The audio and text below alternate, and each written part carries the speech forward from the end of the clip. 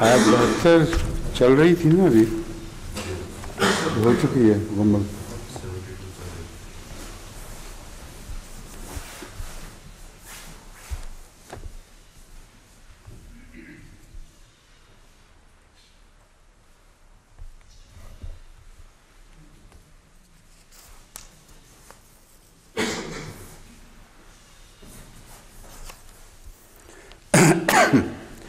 اعوذ باللہ من الشیطان الرجیم، بسم اللہ الرحمن الرحیم.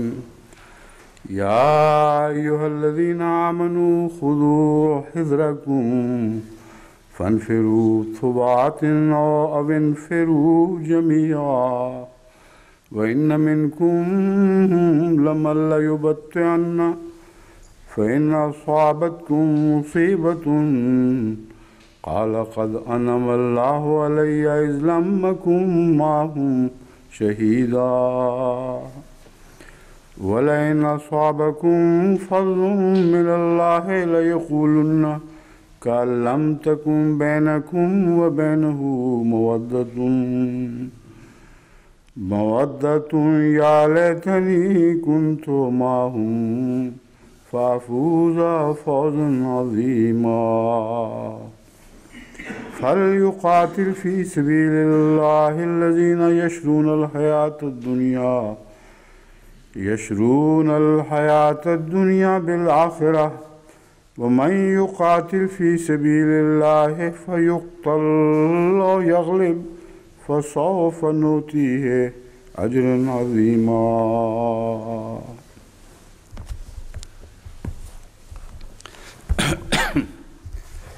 سب سے پہلے تو ایک درس کے نسبتاً مختصر کرنے کی کوشش کا ذکر کرنا ہے. وجہ یہ ہے کہ آج میں نے زیادہ لیا پچھلا سارا، تو یہ تو بہت ہی ہلکی رفتار ہے، کیونکہ گزشتہ سال کی کوشش کا خلاصہ یہ ہے کہ بمشکل 1.5 آیت فی دن بنتی ہے، جس کا مطلب ہے کہ سورہ نساء ختم کرنے میں ہی ہمیں کئی سال لگ جائیں گے.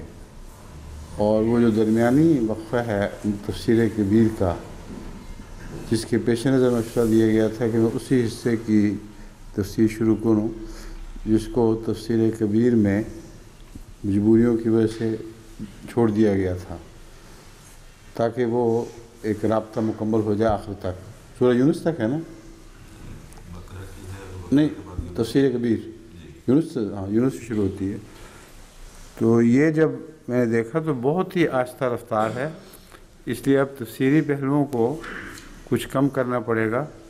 کم سے کم جو ہمارے مفسرین کا ذکر الگ الگ تفصیل سے آتا ہے اس میں کمی کی جا سکتی ہے، کیونکہ باتیں وہی کہتے ہیں سارے، شاذ ہی کوئی نئی بات نکالتے ہیں، اور جو نئی بات نکالنے والے ہیں ان کا میں ضرور ذکر کر دیتا ہوں. تو امید ہے اس وجہ سے جو طرز میں تبدیلی آئے گی اس کو آپ سمجھ لیں گے. یہ آیت جو ہے پہلی پڑھی ہے، جس کو یا ایھا الذین آمنوا خذوا حذرکم فانفروا ثبات وانفروا جمیعا، اس کا ترجمہ پھر دہرا رہا ہوں. اے وہ لوگوں جو ایمان لائے ہو، اپنے بچاؤ کا سامان رکھا کرو، پھر خواہ چھوٹے چھوٹے گروہوں میں نکلو یا بڑی جمعیت کی صورت میں. اس میں چند امور غالباً قابل ذکر رہتے تھے، وہ میں اب اٹھا رہا ہوں.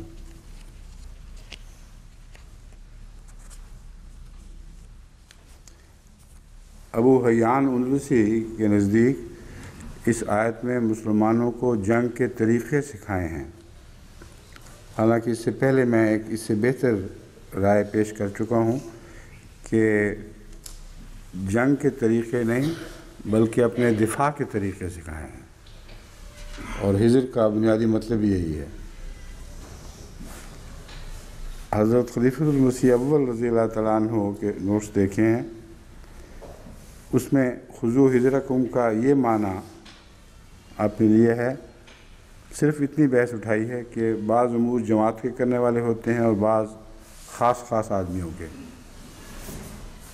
تو خاص خاص آدمیوں کے جو معنی لیے گئے ہیں، یہ اضافہ ہے پہلی تفسیروں میں اس پہلو سے کہ خاص خاص آدمیوں کے گروہ کی بات نہیں کی۔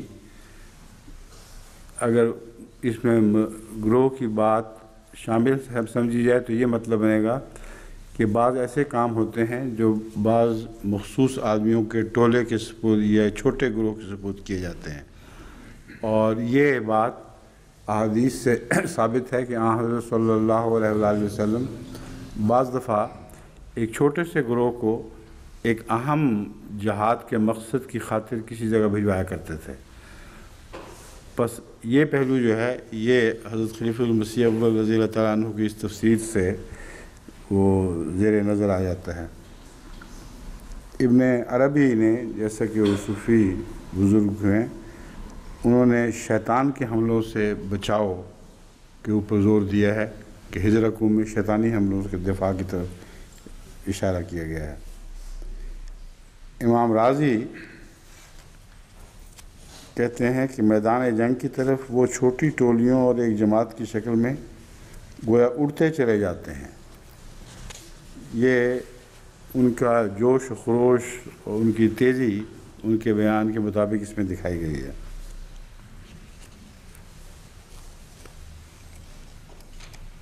ابو جعفر طبری اپنے دشمنوں کی طرف جماعتوں کی شکل میں اسلحہ کے ساتھ پیش قدمی کرو، یہ غلط ہے بات۔ دشمنوں کی طرف پیش قدمی کرو کا مضمون نہیں ہے، بلکہ جب کہیں بھی جاؤ خدا کی خدمت کے کاموں میں، دین کے کاموں میں، تو اپنا بچاؤ ساتھ رکھا کرو، کیونکہ تم پر دشمن نے حملہ کرنا ہے، تم نے دشمن نے حملہ نہیں کرنا۔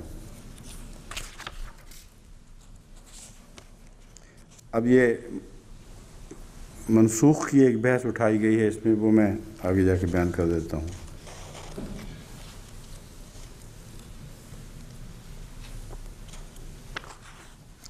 اس جائزے کے دوران ایک بات جو میں ہمیشہ کہا کرتا ہوں وہ مزید ثابت ہوئی ہے۔ دو حوالے میرے پاس ایسے ہیں جن سے ثابت ہوتا ہے کہ مونٹگومری واٹ کو، جو سعودی عرب اور ان کے زیر اثر شہزادے وغیرہ گویا اس دور میں اسلام کا دفاع کرنے والا سمجھتے ہیں، وہ مونٹگومری واٹ اور ان جیسوں کی حقیقت سے آگاہ ہی نہیں ہیں۔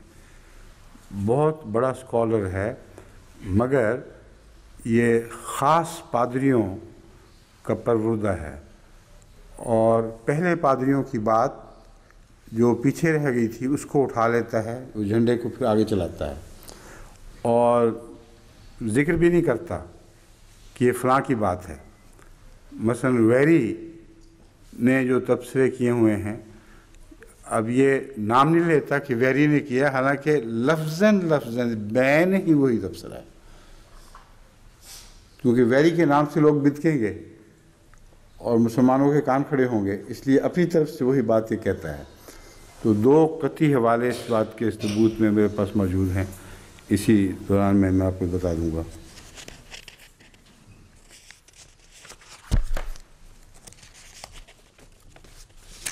باقی ہجر کی جو لغوی بحث ہے اس کی تفصیل میں جانے کی ضرورت نہیں، سب باتیں پہلے بیان ہو چکی ہیں۔ اپنا دفاع کرنا تنبیہ کے طور پر ہے کہ ہمیشہ متنبہ رہو۔ اس سلسلے میں حضرت مسلم موعود رضی اللہ تعالیٰ عنہ کا بھی ایک حوالہ ہے جو بعض نئی باتیں پیش کر رہا ہے۔ وہ کہاں گیا حوالہ؟ اسی میں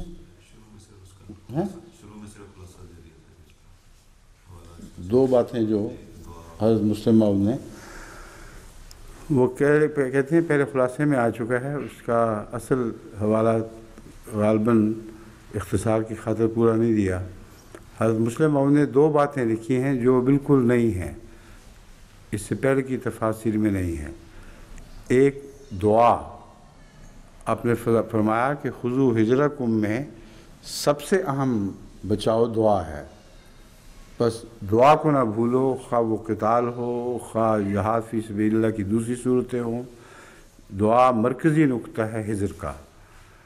اور دوسری بات یہ بیان فرمائی ہے کہ دشمن کی چالوں سے متنبہ رہنا اور ان پر نظر رکھنا اور قرید رکھنا کہ وہ کیا کیا سازشیں اسلام کے خلاف کر رہے ہیں، پھر وہ سازشیں خواہ ظاہری قتال سے تعلق رکھتی ہوں یا اسلام کی تعلیم پر حملوں سے تعلق رکھتی ہوں، جب تک ان سے آگاہ نہیں ہوگے تو خذو ہجرکم کا حق ادا نہیں کر سکتے۔ کس کے خلاف متنبہ، کس کے خلاف ہتھیار بند ہوگے؟ دشمن کی چالوں کا علم ہونا لازمی ہے جو اس مضمون کے اندر داخل ہے۔ تو یہ دو پہلو ہیں حضرت مسلم موعود نے جو بالکل نئے بیان فرمائے ہیں، جو اس سے پہلے کبھی کسی تفسیر میں مجھے دکھائی نہیں دیے، کیونکہ اس ضمن میں تمام تفسیروں کے متعلقہ حصے میرے سامنے ہیں، اس لیے میں پوری چھان بین کے بعد یہ کہہ رہا ہوں۔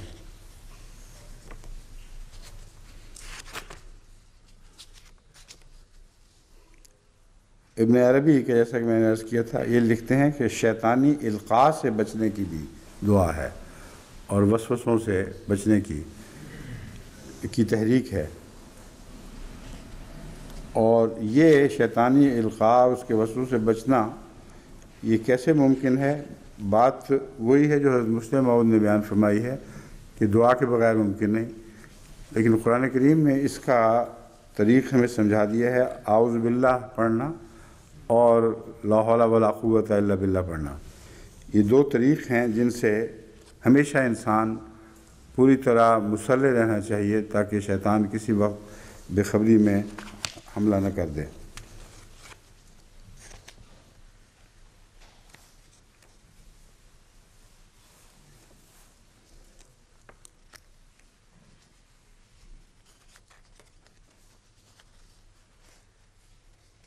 یہ امام راضی نے شعر اپنی تائید میں بیان کیا ہے، تارو الیہ ذرافات و وحدانہ، کہ وہ اڑتے ہوئے چلے جاتے ہیں دشمن کی طرف یا جدھر بھی وہ جانے کا ارادہ کریں خدا کی خاطر، خواہ اکیلے ہوں خواہ جماعت کی صورت میں ہوں۔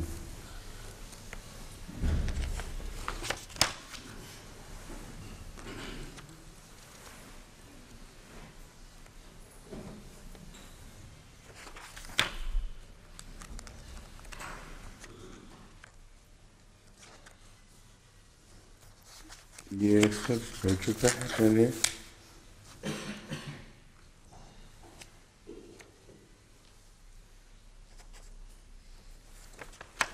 یہ جو بحث اٹھائی گئی ہے کہ ناسخ منسوخ اس میں مذکور ہے، یہ ضروری بات ہے جس کا دفاع کرنا ہمارا فرض ہے۔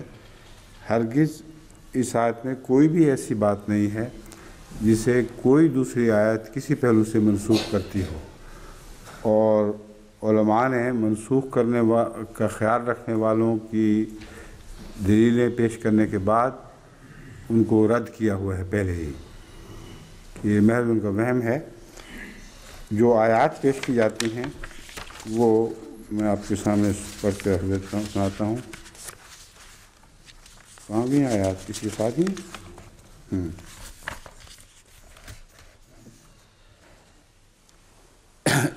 ایک آیت کریمہ سورہ توبہ کی 41ویں آیت ہے، جس میں اللہ تعالیٰ فرماتا ہے انفروا خفافا وثقالا وجاہدوا باموالکم وانفسکم فی سبیل اللہ ذالکم خیر لکم ان کنتم تعلمون۔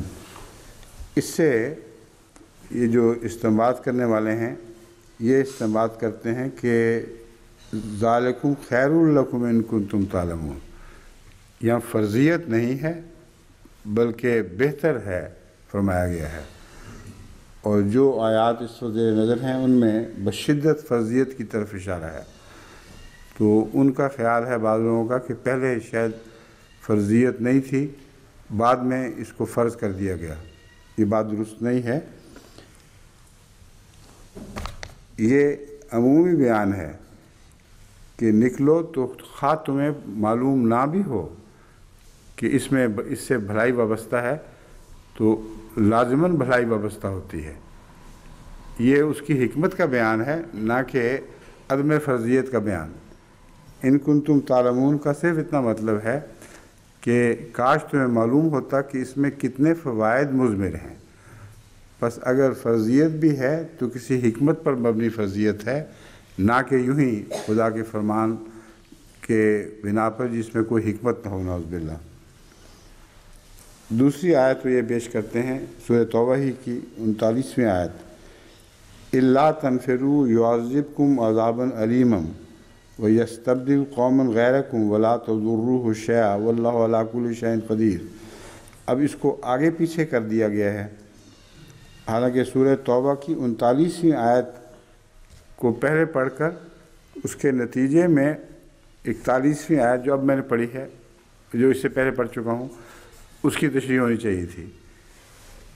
یہ آیت یقیناً بتا رہی ہے کہ فرضیت قطعی ہے، اور جو جہاد پر نہیں نکلتا، یعنی روحانی جہاد کا وقت ہو تو روحانی جہاد پر، قتال کا وقت ہو تو قتال پر، اس کے لیے اللہ تعالیٰ نے دردناک عذاب مقدر کر رکھا ہے۔ تو اگر اگلی آیت میں فرضیت کے خلاف کوئی استنباط ہوتا تو یہ آیت اس سے پہلے 39ویں آیت میں یہ شدید تنبیہ ممکن ہی نہیں تھی۔ بس جو شوق رکھتے ہیں ناسخ منسوخ ثابت کرنے کا، وہ آیتوں کی ترتیب ہی کو ملحوظ رکھ لیں تو ان کے استدلال کی غلطی ظاہر ہو سکتی ہے۔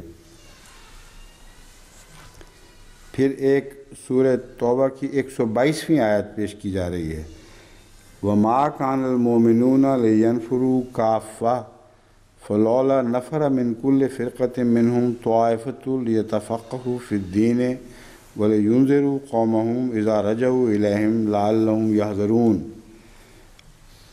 اب یہاں قتال کا کوئی تعلق ہی نہیں ہے۔ اس آیت کا معنی یہ ہے، اور مومنوں کے لیے ممکن نہ تھا کہ وہ سب کے سب اکٹھے ہو کر تعلیم دین کے لیے نکل پڑیں،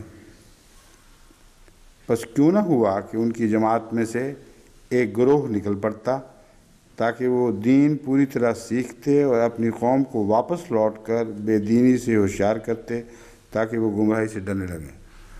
اب اس میں وہ ناسخ منسوخ کا دور کا بھی کوئی تعلق نہیں، یہ جہاد کی اول قسم بیان ہو رہی ہے۔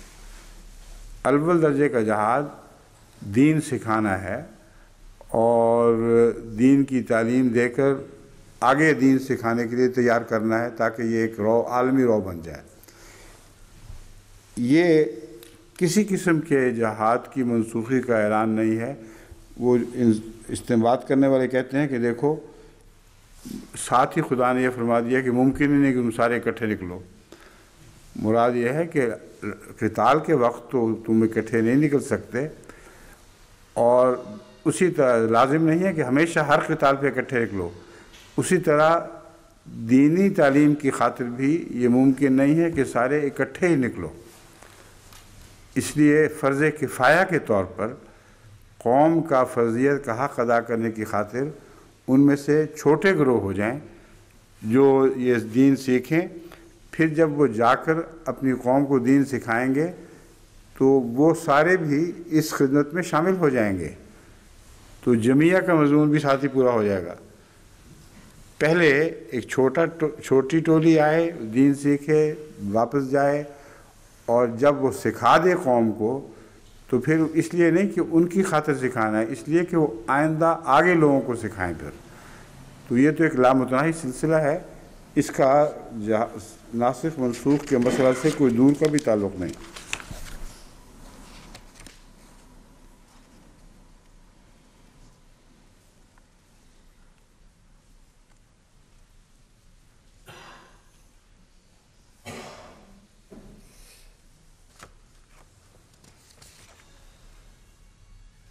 یہاں وہ دو حوالے اس کے تو ہیں نہیں کہ وہ نہیں ہیں۔ دوسرا وہ لفظ جو تھے کہاں ہیں، وہ کہاں غیری کا کہاں ہے؟ ہاں یہ کیا، یہ تو اور ہے، might mean to make preparations for defence ہے۔ دس سے شروع کرتا ہے سر، باقی نہیں ہے sir. This means to make.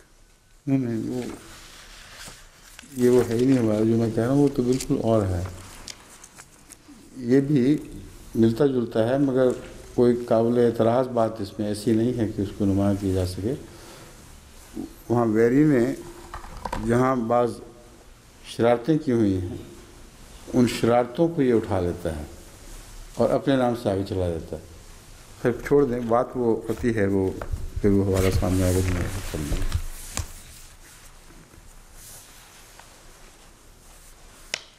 اب ایک اور سوال اٹھتا ہے کہ یہ جو باتیں ہو رہی ہیں منافقوں کی، وہ کیا کرتے تھے، وہ کہاں کرتے تھے، اور ان کی خبریں رسول اللہ صلی اللہ علیہ وآلہ وسلم کو پہنچا کرتی تھی کہ نہیں. بعض احادیث میں یہ ذکر کیا گیا ہے کہ اس کی خبریں رسول اللہ صلی اللہ علیہ وسلم کو گویا لوگ پہنچاتے تھے. یہ بات درست نہیں ہے. خبریں پہنچاتے یا نہ پہنچاتے، جب اللہ تعالیٰ نے خبر دے دی ہے تو اس کے بعد کسی اور کی خبر دینے کی ضرورت ہی کوئی نہیں. اور اللہ تعالیٰ نے اس وقت خبر دی ہے جب کہ یہ حال دلوں میں پوشیدہ تھے، اور دلوں کی حالت سے رسول اللہ صلی اللہ علیہ وسلم کو مطلع فرمایا جا رہا ہے. وہ اپنے دلوں کی حالت کو چھپاتے تھے. منافق ہوتا ہی وہی ہے جو دل کی کیفیت پر پردہ ڈالنے کی کوشش کرتا ہے. اسی میں یہ اس مسئلے کا حل بھی ہے کہ مومن مخاطب ہیں کہ منافق مخاطب ہیں. سارے علماء کی بحثیں اس نقطے کے گرد گھوم رہی ہیں کہ مخاطب کون ہے، مومن ہے کہ منافق ہے، مومن ہے کہ منافق ہے. حالانکہ مومنوں کے پردے میں چھپا ہوا منافق مومنوں کی شقی کے نیچے آئے گا، کیونکہ اس کی منافقت کا حال تو اللہ کو معلوم ہے اور لوگوں کو اس کی منافقت کا حال معلوم نہیں. اگر معلوم ہو تو پھر وہ منافق ہے نہیں، وہ ظاہر و باہر کافر بن جائے گا. تو تمام وہ منافقین جو ایمان کا پردہ اوڑھے ہوئے مومنوں کی جماعت میں شامل رہتے تھے، ان سے متنبع کرنے کے لیے ان کی علامتیں بیان فرما دی گئی ہیں، تاکہ جب کبھی کوئی مومن کسی سے وہ منافقت کی بدبو پائے تو پہچان لے کہ اللہ نے پہلے ہی سے ہمیں متنبع کر دیا تھا. بس خذو حذرکم کا معنی یہاں یہ بنے گا کہ منافقین کے خلاف اپنا حذر ہر وقت ساتھ رکھا کرو، اور وہ حذر یہ اللہ تعالیٰ کی تنبیہات ہیں. ان کو پلے باندھ لو کہ منافقوں کی یہ عادتیں ہیں، ایسی ایسی باتیں کرتے ہیں. بس جب تم اچھی طرح اس کو سمجھ لو گے تو جب بھی منافق ایسی بات کریں گے تم اس کی رپورٹ کر دو گے. اس موقع پر جہاں تک قطعیت سے رپورٹ کرنے کا تعلق ہے، عبداللہ بن ابی بن سلول کے سوا کسی اور کے متعلق قطعی گواہی نہیں ملتی. حدیث میں بعض جگہ لمبی فہرست بھی بیان کی گئی ہے کہ یہ لوگ تھے، لیکن عبداللہ بن ابی بن سلول کے واقعہ کے متعلق بھی حدیثوں میں بڑا قطعی ذکر ہے. لیکن یہ ذکر بعد میں ہے. اس سے پہلے اللہ تعالیٰ رسول اللہ صلی اللہ علیہ وسلم کو بتا چکا تھا کہ ایک منافق بدبخت نے یہ باتیں کی ہیں. بس قرآن جب خود بتا رہا ہے تو وہ دوسری حدیثیں ہوں یا نہ ہوں، اللہ نے براہ راست رسول اللہ صلی اللہ علیہ وسلم کو علم دے دیا ہے. تو یہ مضمون سب ایسے منافقین پر برابر چسپاں ہو رہا ہے.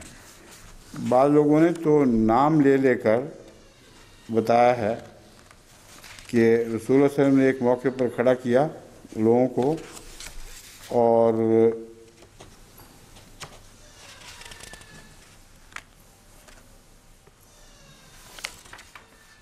کہاں کی روایت ہے، اس سے اگلی یہ ابن ابی مسعود کی روایت.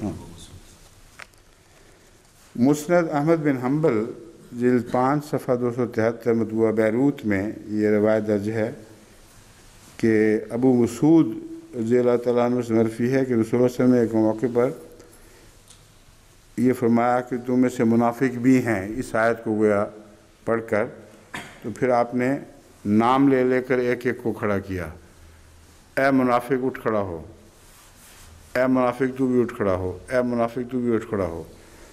36 آدمیوں کے نام رسول اللہ صلی اللہ علیہ وسلم نے لیے، اور وہ منافق باری باری اٹھ کے اپنی شکلیں دکھاتے رہے، اور آپ نے فرمایا کہ دیکھ لو یہ ہیں سارے منافق۔ اب اس حدیث کی تائید میں اور کوئی قطعی وقت والی حدیث موجود نہیں ہے، نہ یہ واقعہ قرین قیاس ہے، اور ایک منافق کا نام بھی نہیں لیا اس شخص نے، راوی نے، یعنی راوی نے تو ابو اصول کی طرف منسوب کیا ہے، مگر جس نے بھی منسوب کیا اس نے نام ہی کوئی نہیں لیا۔ تو اگر وہ اتنے پردے والی بات تھی تو اس بھری بزم میں وہ راز کی بات کیوں فرمائی آپ نے؟ اور اگر وہ پردے والی بات نہیں تھی تو ان منافقوں کے نام پھر مشہور ہو جانے چاہیے تھے، اور تمام روایت کرنے والے بتاتے کہ یہ شخص تھے جو منافق تھے، تو کوئی ذکر ہی کہیں نہیں۔ اس لیے یہ روایتیں بہت سی مشکوک ہیں، اور قرآن ان کا محتاج نہیں ہے۔ قرآن نے جو اصول بیان فرمائے ہیں ان اصول کے تابع یہ قطعی بات ہے کہ ایک منافقوں کا گروہ ایمان کی چادر اوڑھے ہوئے منافق ان کے اندر شامل تھا، اور وہ جو باتیں کرتے تھے وہ اکثر پہچان کر اپنے ملتے جلتے آدمیوں کو دیکھ کر باتیں کیا کرتے تھے، اس لیے وہ رپورٹیں بھی نہیں کیا کرتے تھے، کیونکہ یہی طریق ہم نے اب بھی دیکھا ہے۔ منافقین کا گروہ بعض دفعہ بہت دیر کے بعد پکڑا جاتا ہے، اس لیے کہ وہ اندر اندر ایک دوسرے ہم خیال لوگوں سے ٹو کر اندازہ لگا کے کہ یہ ہماری باتوں کو مانے گا، وہ اپنا دائرہ پھیلاتے رہتے ہیں، اور بعض دفعہ سال ہا سال کی منافقت کے بعد جب کہ وہ بعض جگہ بعض دلوں کو گندا اور میلا کر چکے ہوں، پھر اچانک کسی غیرت رکھنے والے مومن کے پاس وہ ذکر کرتے ہیں تو وہ بتا دیتا ہے کہ یہ دیکھو یہ ٹولہ یہ باتیں کرتا ہے، تو اس وقت ان کا بھید کھل جاتا ہے۔ بس باتیں جو کرنے کا ذکر ہے یہ آپس میں کرتے تھے، اور وہاں ان کی باتوں کا اظہار خود اللہ تعالیٰ فرما دیا کرتا تھا، پھر بندے کی احتیاج ہی کوئی نہیں۔ ہم تو مجبور ہیں، اللہ تعالیٰ سامان مہیا فرما دیتا ہے ان کے انکشاف کا، لیکن براہ راست الہاماً نہیں بتاتا کہ یہ وہ لوگ ہیں۔ رسول اللہ صلی اللہ علیہ وآلہ وسلم کو تو ہمہ وقت الہام کا رابطہ تھا، اس لیے وحی کے ذریعے اللہ تعالیٰ ان کے نام سے حضور صلی اللہ علیہ وسلم کو آگاہ فرما دیا کرتا تھا۔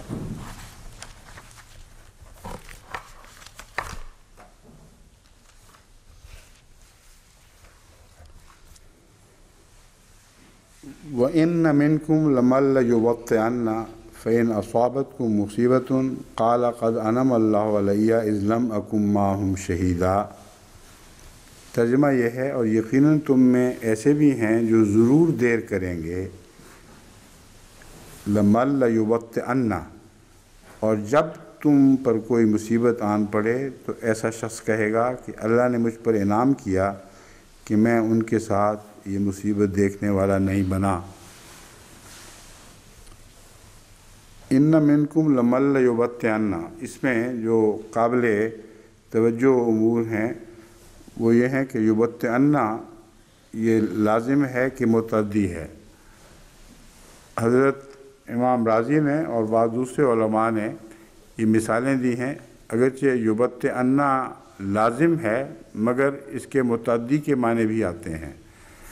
یبطئن کا مطلب ہے خود رکے گا، بڑے یقیناً روکے گا وہ، اور ہرگز آگے بڑھنے کی خواہش نہیں کرے گا۔ لیکن لیبطئن کا مطلب متعدی میں یہ ہے کہ وہ دوسروں کو بھی روکے گا۔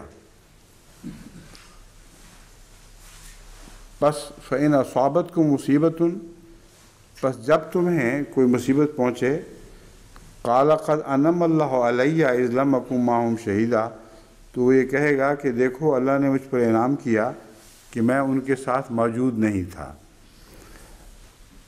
اب منافق بھی نام تو اللہ کا دیتا ہے، لیکن یہاں متعدی معنوں میں بات زیادہ، اگر دونوں معنی ہوں تو پھر یہ مضمون ربط کے لحاظ سے زیادہ واضح ہو جاتا ہے۔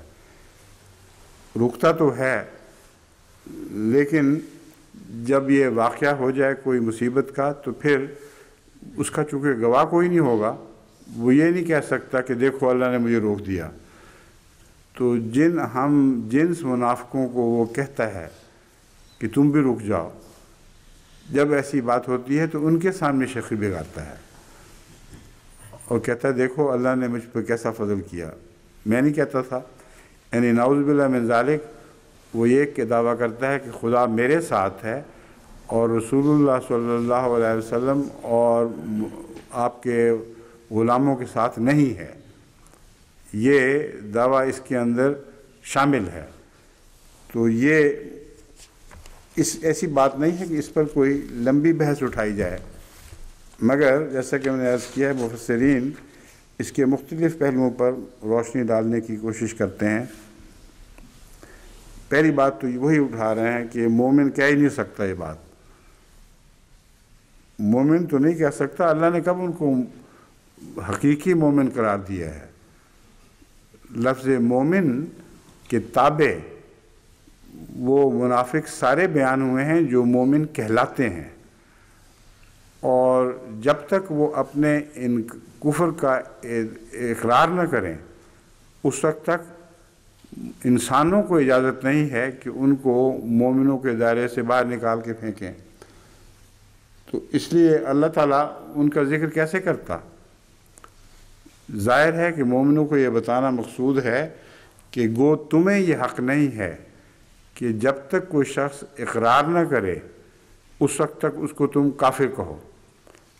اس لیے جب اللہ کافر کہہ دے گا ان کو تو پھر تم بھی اس کو کافر ہی کہو گے، مگر اللہ تعالیٰ ان پر یہ پردہ رکھتا ہے۔ اس میں دو حکمتیں کم سے کم ضرور ہیں، اور بھی بہت سی حکمتیں ہوں گی۔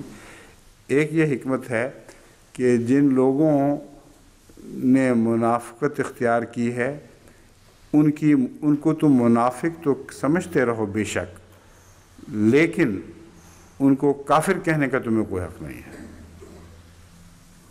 کافر صرف اس کو کہا جائے گا جو اپنے کفر کا اقرار کرے۔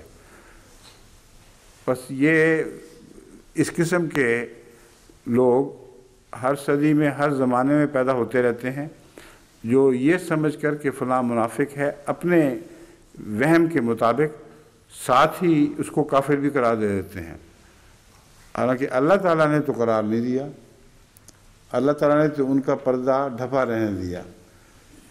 دوسرے ایک اور حکمت بھی ہے، اور وہ یہ کہ بسا اوقات ایسا بھی ہوتا ہے کہ انہی لوگوں کو اللہ تعالیٰ بعد میں نشان دکھا دیتا ہے اور ان کی آنکھیں کھل جاتی ہیں، اور اس کے نتیجے میں وہ چھپے ہوئے کافروں کے زمرے سے نکل کر ظاہری مسلمانوں کے زمرے میں عملاً داخل ہو جاتے ہیں۔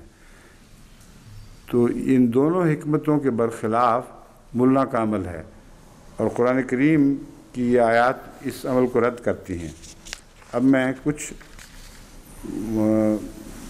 جو علماء کی باتیں اختصار کے ساتھ آپ کے سامنے رکھتا ہوں۔ سب سے پہلے تو المفردات کی بات ہے۔ حضرت امام راغب بہت ہی محتاط ہیں اپنی تفسیر میں، اگرچہ تفسیر کی کتاب تو نہیں ہے مگر الفاظ کے استعمال اور ان کا آیات کے حوالے سے ذکر اور آیات کی ترتیب، یہ اپنی ذات میں ایک نہایت اعلیٰ درجے کی تفسیر ہوتی ہے۔ اور جب حضرت امام راغب کسی بات میں متردد ہوں کہ یعنی ان کا خیال ہو کہ مجھے اس کی پوری سمجھ نہیں آئی، اس کو چھیڑتے ہی نہیں۔ اس لیے بہت ہی وقیع تفسیر فرمانے والے ہیں۔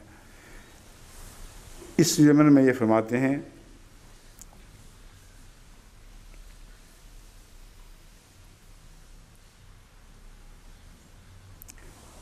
وہی ایک تو اس بات کی تائید فرماتے ہیں کہ یوتعنا میں دونوں مفہوم شامل ہیں، خود رکنا اور دوسرے کو روکنا۔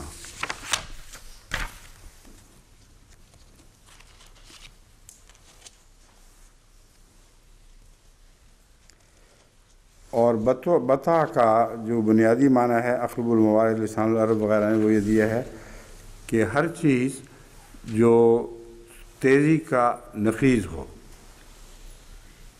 ہر قسم کی تیزی کے مقابلے پر ہر قسم کی سستی اور غفلت یا پیچھے رکنا یا روکنا، یہ ساری باتیں لفظ بطا کے اندر داخل ہیں۔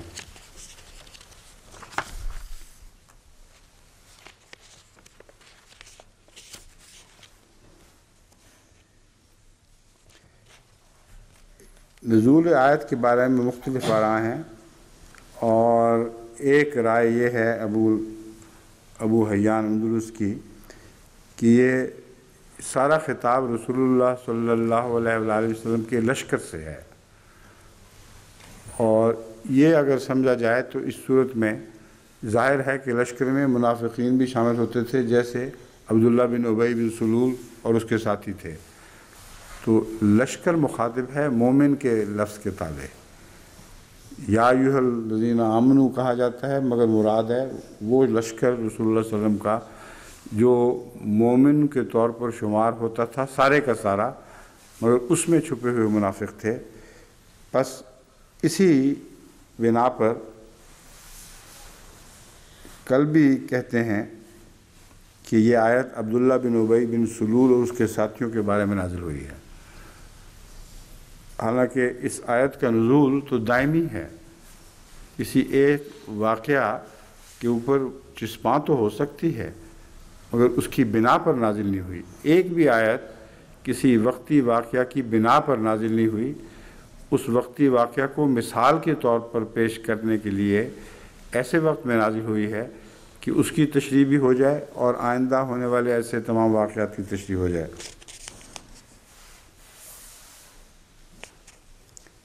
بیر محیط کہتے ہیں کہ ہم مان ہی نہیں سکتے کہ یہ مومنوں کے حق میں ہے، اس لیے مومن کا ذکر عمومی ہے، ورنہ سچا مومن کوئی ہو تو یہ کہہ ہی نہیں سکتا کہ قد انعم اللہ علیہ اذ لم اکن معہم شہیدا، کہ جب میں ان کے ساتھ موجود نہیں تھا، جب ان کو مصیبت پہنچی تو اللہ نے مجھ پر انعام کیا۔ اس کی تشریحات میں پہلے کر چکا ہوں۔ اس کے برعکس علامہ طبرسی کہتے ہیں کہ مومنوں کے متعلق نازل ہوئی ہے، ان منکم کے الفاظ بتا رہے ہیں کہ مومنوں کے اندر ایسے لوگ ہیں۔ بس اسی بحث کی ساری تفسیریں گھوم رہی ہیں۔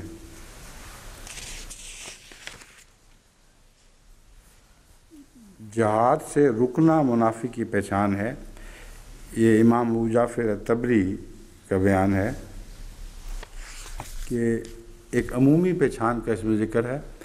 جب بھی تم دیکھو کہ لوگ جہاد سے رک رہے ہیں اور کوئی بھی بہانہ پیش کرتے ہیں تو ان کا رکنا، ان کا تردد خود ظاہر کر دیتا ہے کہ وہ منافق ہی ہیں، اس لیے ان کو کافر کہنے کا تو تمہیں حق نہیں، لیکن منافق سمجھنے کا حق ہے، یعنی تم پہچان لیا کرو۔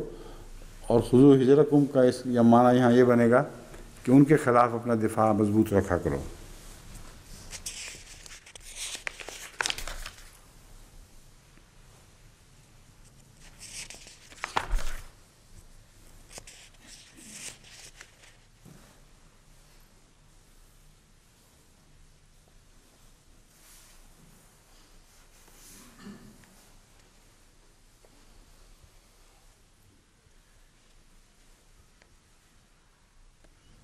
اللہ کا احسان ہے مجھ پر، یہی بات ہے جس کو وہ سارے مفسرین بار بار دہرا رہے ہیں۔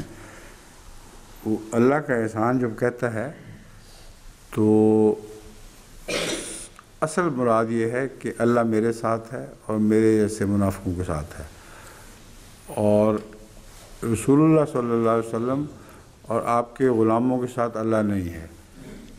یہ بات اگر اس طرح وہ کہے تو سارے اس کے منہ پہ رد کر دیں، اس کے منہ پر ایک جوتی کی طرح ماریں۔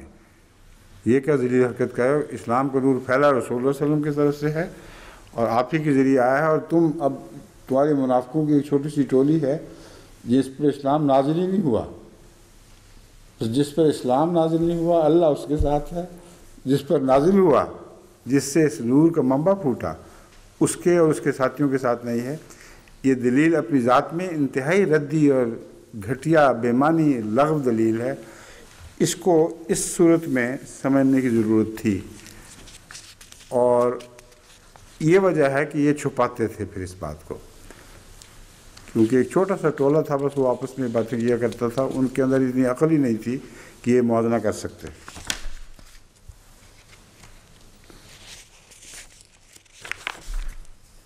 امام راضی نے اس کی مختلف صورتوں کو ایک لمبے مضمون میں بیان فرمایا ہے، اس کو میں چھوڑ دیتا ہوں کیونکہ یہ باتیں عمومی تذکرے میں آ چکی ہیں۔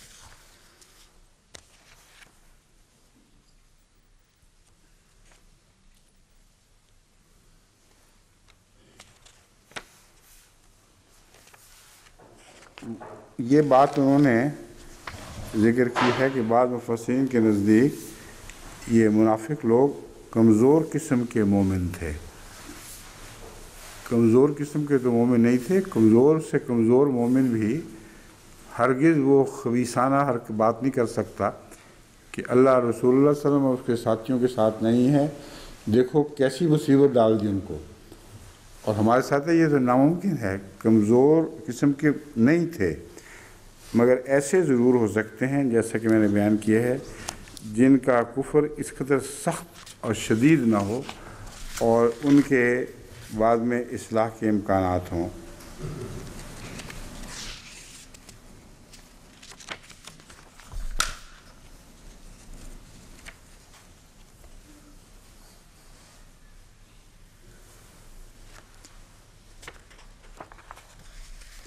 ایک یہ بحث بھی اٹھائی گئی ہے کہ یہ جو مومن کہتا ہے گویا کہ اس کا اور ان لوگوں کے درمیان کوئی محبت کا تعلق نہیں، یہ لفظ گویا کہ کیا معنی بنتے ہیں کہ گویا اس کا اس سے کوئی تعلق نہیں، اس کا معنی صرف اتنا یہ ہے کہ اگر رسول اللہ صلی اللہ علیہ وسلم اور آپ کے ساتھیوں سے اس کا کوئی دور کا بھی تعلق ہوتا تو یہ ایک جملہ معترضہ بیچ میں ہے، اگر کوئی دور کا بھی تعلق ہوتا تو ناممکن تھا کہ آپ کی تکلیف پر یہ خوشی محسوس کرتے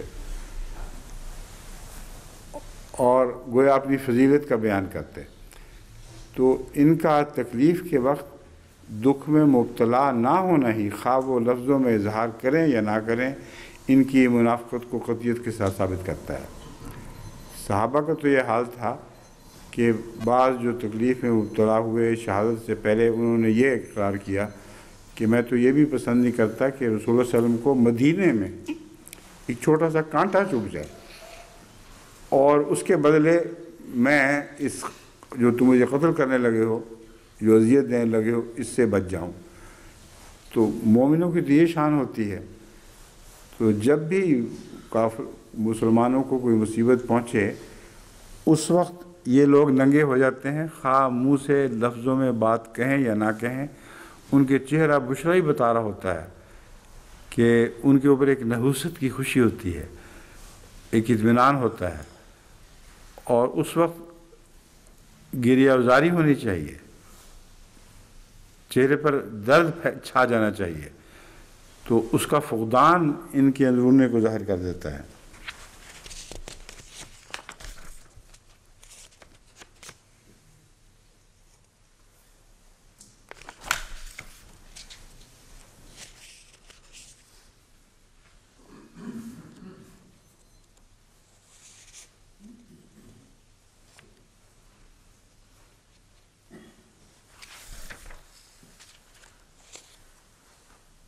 آگے اب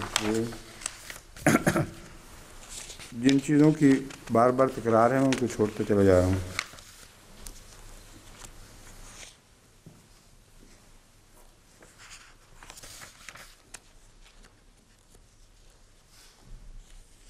سب یہ کہہ رہے ہیں کہ کوئی ادنا بھی مومن، ادنا سے ادنا مومن بھی رسول اللہ صلی اللہ علیہ وسلم اور آپ کے ساتھیوں کی تکلیف پر یہ فکرہ نہیں کہہ سکتا۔ اس کا پھر نتیجہ یہ نکالتے ہیں کہ مومنوں کے خطاب کے نیچے نہیں ہے، یہ نتیجہ غلط ہے، مومن کا پردہ تو بہرحال پہنا ہوا تھا، اور اسی پردے کی اوٹ میں یہ باتیں کیا کرتے تھے۔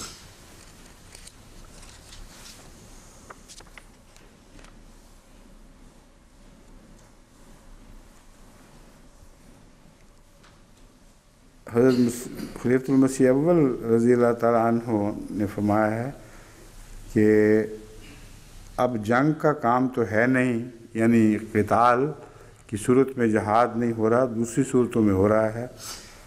اب تو دوسرے چلتے ہوئے کاموں میں بتون ڈالتے ہیں۔ مطلب یہ ہے کہ وہ سارے احمدی کہلانے والے جو جماعت احمدیہ کے عالمگیر دینی جہاد میں کسی طرح کی روکیں ڈالنے کی کوشش کرتے ہیں، خود پیچھے ہو کر یا لوگوں کو اشارتاً پیچھے رہنے کی تلقین کر کے، یہ سارے اس میں شامل ہیں۔ اور اس جہاد کے دوران جب تکلیف پہنچ جاتی ہے ان کو، جو عالمی جہاد خدا تعالیٰ کے دین کے پھیلاؤ کے سلسلے میں کیا جا رہا ہے، تو اس وقت یہ خوشی کا اظہار کرتے ہیں اور مطمئن ہو جاتے ہیں۔ اب یہ امر واقعہ ہے کہ بارہا پاکستان میں ہونے والے واقعات کے اوپر جب کسی جگہ کوئی مصیبت آتی ہے دعوت اللہ کے نتیجے میں، تو اس وقت یہ منافق لوگ صاف الگ ہو کے کہتے ہیں، دیکھو جی ہماری بات نہیں نہ مانی، اب دیکھ لو کس مصیبت میں مبتلا ہو گئے۔ تو یہ ایک فطری اظہار ہے منافقت کا، جس کے متعلق خلیفۃ المسیح اول یہ بیان کر رہے ہیں کہ اس کا صرف ظاہری قتال سے تعلق نہیں بلکہ روحانی جہاد سے بھی تعلق ہے، یعنی وہ بھی تو روحانی ہے مگر دعوت اللہ سے بھی تعلق ہے۔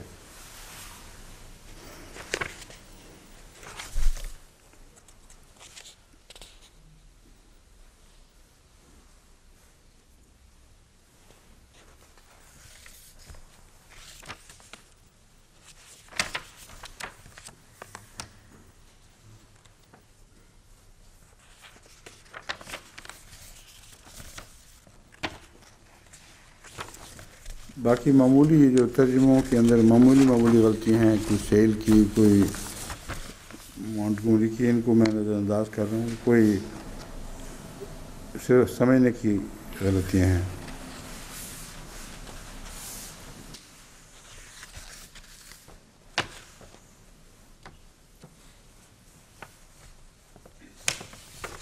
شیعہ تفاسیر میں بھی کوئی ایسا نقطہ واضح طور پر بیان نہیں ہوا جس کی تردید کی ضرورت ہو۔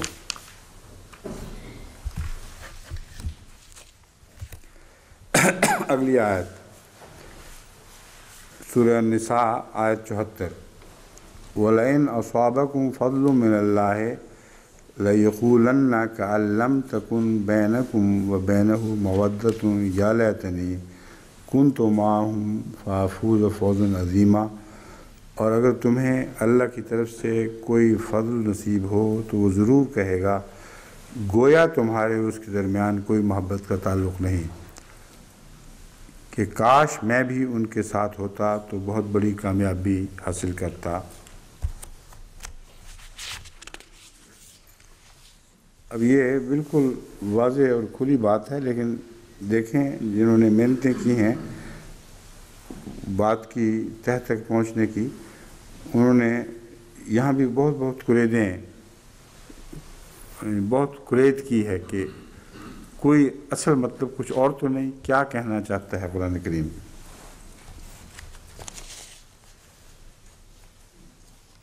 دکھ کے وقت تو کہتے تھے نا کہ الحمدللہ ہم شامل نہیں تھے، اللہ نے ہم پر احسان کیا ہے، اور جن کو دکھ میں ڈالنا مقصود تھا یعنی رسول اللہ صلی اللہ علیہ وسلم وغیرہ، ان کو خدا نے دکھ میں مبتلا کر دیا۔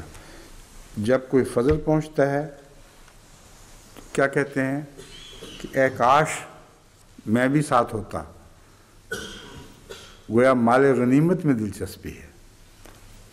جب بھی کوئی فتح نصیب ہو تو کہتے ہیں وہ ہم تو ساتھ نہیں تھے، اس وقت اللہ کا نام نہیں لیتا کہ اللہ نے مجھے ساتھ نہیں رکھا، حالانکہ پہلے بھی اللہ نے ہی فیصلہ فرمایا تھا کہ یہ منافق رسول اللہ صلی اللہ علیہ وسلم کے ساتھ تکلیف اٹھانے کا بھی مستحق نہیں ہے، کیونکہ وہ تکلیف جو رسول اللہ صلی اللہ علیہ وسلم کے ساتھ منافقوں کو پہنچتی آپ کے ساتھ شامل ہونے کے نتیجے میں اس کا بھی تو ثواب ہونا تھا، تو اس ثواب کی طرف تو نظر نہیں۔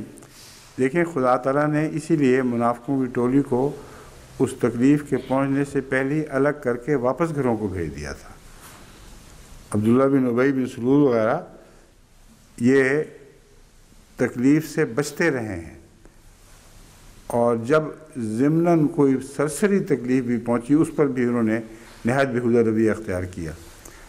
جو اصل تکلیف اٹھانے والے تھے وہ تھے جو تکلیف میں خوش تھے، اور رسول اللہ صلی اللہ علیہ وسلم کی ساتھ تکلیف اٹھانے کے ساتھ ان کا یہ رجحان ہوتا تھا کہ ہمیں زیادہ پہنچے، آپ کو نہ پہنچے۔ تمام احادیث سے قطعیت سے یہ بات ثابت ہے کہ مسلمان فدائیوں کا یہ عالم تھا کہ ادنا سی تکلیف پر بھی وہ یہ چاہتے تھے کہ رسول اللہ صلی اللہ علیہ وسلم کو یہ بھی نہ پہنچے، یہ ہمیں پہنچ جائے۔ تو جب تکلیف کے وقت ان کا یہ رد عمل تھا کہ خدا نے ہمیں بچایا، اب فضل کے وقت وہ کہتے ہیں کہ کاش میں ساتھ شامل ہوتا اور مجھے بھی وہ نعمتیں ملتی جو اللہ کے فضل سے جیتنے والوں کو نصیب ہوئی ہیں۔ کَأَلَّمْ تَكُنْ بَيْنَكُمْ وَبَيْنَهُ مَوَدَّةٌ، یہ جو مرکزی حصہ ہے اس کے اوپر علماء نے مختلف خیالات پیش کیے ہیں کہ گویا تمہارے اور ان کے درمیان کوئی محبت نہیں تھی۔ گویا کیوں ہے؟ محبت تھی ہی نہیں۔ تو اس کو سمجھانے کی خاطر انہوں نے مختلف بحثیں اٹھائی ہیں۔ گویا محبت نہیں تھی، حالانکہ سیدھی بات یہ ہے کہ گویا کا لفظ یہ ظاہر کر رہا ہے کہ یقیناً محبت نہیں تھی، اور جب محبت نہ ہو تو یہ اظہار ہوا کرتا ہے۔ بس ان کا اس موقع پر اظہار یہ ثابت کر رہا ہے کہ ان کو کوئی بھی تعلق رسول اللہ صلی اللہ علیہ وسلم اور آپ کے ساتھیوں سے نہیں تھا۔ امام راضی کے نزدیک کَأَلَّمْ تَكُنْ بَيْنَكُمْ وَبَيْنَهُ مَوَدَّةٌ میں اظہار تعجب ہے اور جملہ معترضہ ہے، اور ان معنوں میں ایک لطیف تان ہے ان کے اوپر۔ اچھا یہ کہہ رہے گویا تمہیں ان سے کوئی محبت نہیں تھی، کہتے ہیں اظہار تعجب کے طور پر یہ جملہ معترضہ ہے، اور فتوحات کے وقت صرف منافقین کی دل کی حالت بیان کرنا مقصود ہے، اس میں کوئی یہ بے تعلق اظہار نہیں ہے۔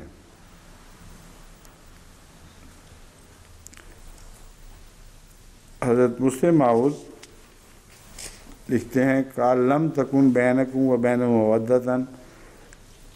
مَوَدَّةٌ، کیا لفظ یہ بمودتون ہی ہے نا لکھا ہوا؟ ہاں، اس کے اصل معنی یہ ہے کہ مومن کا ایمان اس وقت تک کامل نہیں ہو سکتا جب تک کہ ایک مومن کی کامیابی کو دوسرا مومن اپنی کامیابی نہ سمجھ لے۔ یہ بالکل درست اور مرکزی بات ہے انسانی فطرت کی۔ اگر اپنے پیارے کی کامیابی ہو تو اس پر تو خوش ہوا کرتا ہے انسان، اگر اپنے کسی پیارے کہلانے والے کی کامیابی سے دکھ ہو تو بات ظاہر ہو گئی کہ پیارا تھا ہی نہیں، میں جھوٹ تھا۔ تو یہ مرکزی فطرتی جو انسانی فطرت میں بات داخل ہے، اس کو ظاہر کرنے کی خاطر اللہ نے فرمایا کَأَلَّمْ تَكُنْ بَيْنَكُمْ وَبَيْنَهُ مَوَدَّةٌ۔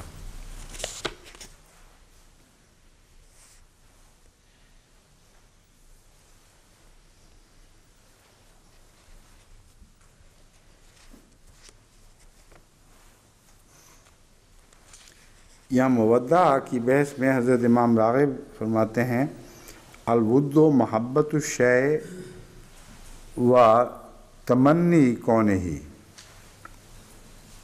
محبت جو لفظ ود ہے اس میں صرف محبت نہیں مراد، بلکہ یہ بنیادی طور پر اس بات کی تمنا ہے کہ جو میں چاہتا ہوں وہ ہو جائے، بس ہو جانے کی تمنا ہے اصل میں۔ تو اگر رسول اللہ صلی اللہ علیہ وسلم کو نعمت مل گئی تھی تو جن کو ود تھی ان کو یہ کہنا چاہیے تھا کہ جیسی ہماری تمنا تھی ویسا ہی ہو گیا، ہم یہی چاہتے تھے۔ مگر جب وہ کہتے ہیں اپنے آپ کو الگ کہتے ہیں کہ ہم محروم رہ گئے، تو صاف پتہ چلا کہ بدھ تھی ہی نہیں، کیونکہ بدھ کے لفظی ترجمے کے اندر حضرت امام راغب کے نزدیک صرف پیار کا اظہار نہیں بلکہ اس کے ہو جانے کی تمنا داخل ہے۔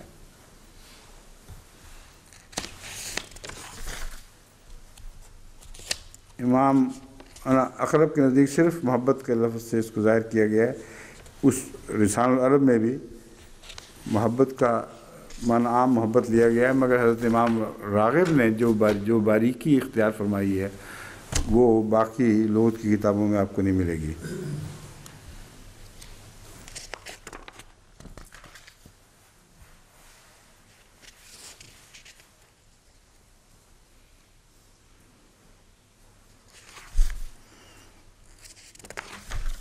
یہ ساری باتیں جو مختلف علماء کہہ رہے ہیں یہ عمومی بیان میں آ چکی ہیں۔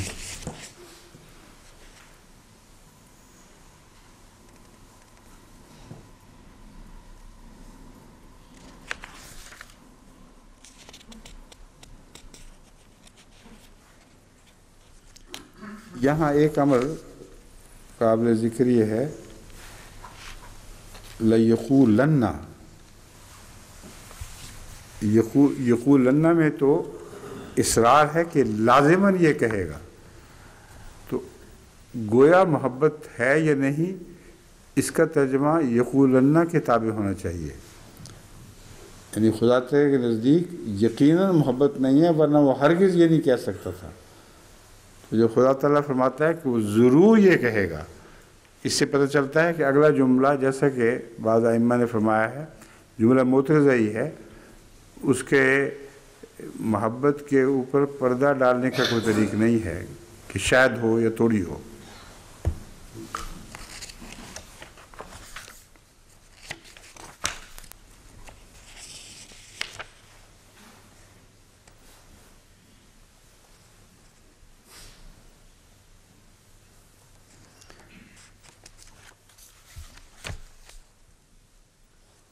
اب فوز عظیم کا حصہ باقی رہ گیا ہے صرف۔ اب مسلمانوں کے نزدیک فوز عظیم تو رسول اللہ صلی اللہ علیہ وآلہ وسلم کی اطاعت سے تعلق رکھتی ہے، اور قرآن کریم نے اس فوز عظیم کا مختلف صورتوں میں مختلف جگہوں پہ ذکر فرمایا ہے۔ اب منافق کا فوز عظیم کا تصور کیا ہے، یہ آیت کے آخر پہ حصہ بات کو کھول رہا ہے۔ یا لَكُنْتُ مَعَهُمْ فَأَفُوزَ فَوْزًا عَظِیمًا، فوزًا عظیمہ سے یہ منافق کی یہ مراد نہیں ہے کہ میں رسول اللہ صلی اللہ علیہ وسلم کی اطاعت کر کے روحانی درجات حاصل کرتا، جو مال ملا ہے اس کو فوز عظیم سمجھتا ہے۔ تو جس کی اڑان یہ ہے کہ دنیا کے مال کو فوز عظیم سمجھتا ہے، اس کا حال سب پر روشن ہو جانا چاہیے کہ وہ اگر مومنوں کے زمرے میں شمار ہے تو محض پردے کے طور پر ہے، ورنہ ہرگز کسی طرح بھی اس کا مومن سے تعلق نہیں۔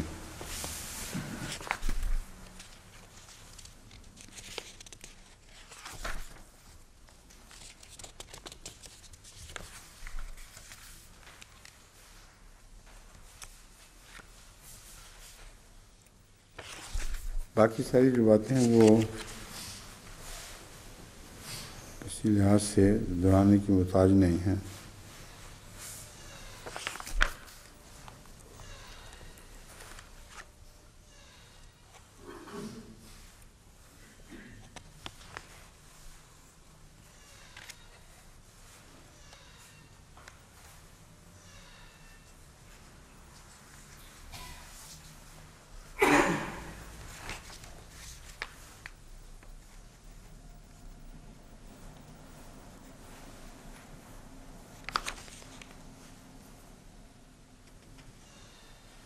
اب دیکھیں ویری نے جو کامنٹس کیے ہیں، یہ مونٹگومری واری ہے، وہ مثال ہے جو میں آپ کے سامنے پیش کرنا چاہتا تھا۔ دو جگہ بین ہی وہی لفظ ہیں۔ ویری کے الفاظ یہ ہیں، so that he could have joined you had he wanted and indeed ought to have joined you. Montgomery Ward. So that he could have joined you had he wanted and indeed ought to have joined you. ایک شوشے کا بھی فرق نہیں، لفظاً لفظاً اس کو کوٹ کر رہا ہے اور نام نہیں لے رہا، کیونکہ اس کو پتہ ہے کہ ویری کے نام سے سب مسلمان متنبع ہو جائیں کہ یہ کسی دشمن کا قول ہے۔